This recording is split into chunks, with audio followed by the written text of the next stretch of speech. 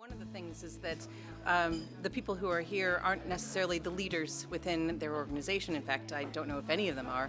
And so what they've been talking about is that they can see limits. So there are things that they can do, it's in their gift, but there are other things that they just can't change. And so I apologized at one point earlier saying, I might be opening your eyes to these things, and yet you could have managers who will try to thwart this stuff. So look at what you can create within your own realm.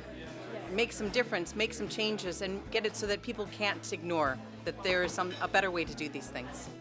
Idea to do we wanted to do a management conference, get kind of learners who are involved with West Suffolk College, apprentices mainly, but also people from West Suffolk College as well, to kind of get a feel for what management was all about, and to give a new approach to management, which is what intent-based leadership is all about anyway. I think it is that sort of intent, in sort of giving people, empowering them to make their own decisions, sort of not making everything go back to a manager, and just sort of having that power to do that.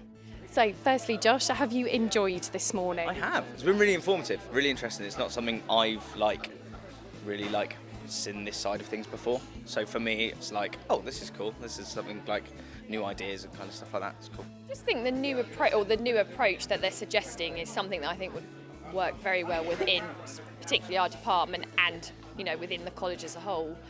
Given ownership to I think to a team embodies what we're trying to educate our students, so both go hand in hand. I think the main thing, particularly on our table that we've been talking about, is this ownership and information coming from the bottom rather than the top, which we've all sort of agreed is quite beneficial.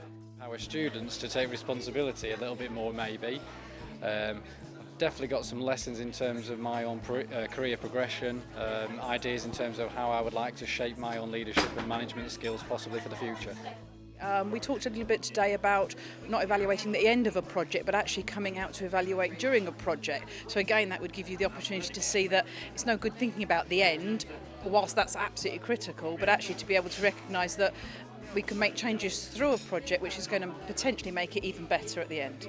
Definitely from a directing point of view, I'm already thinking of the language that you can use and how you can approach something with someone, because it is something where you do have critical incidents and you do have things that come up all the time, and to actually then empower the people who are in the production, your company, to actually use those principles. I'm going to do it tomorrow, well, not tomorrow because it's Saturday.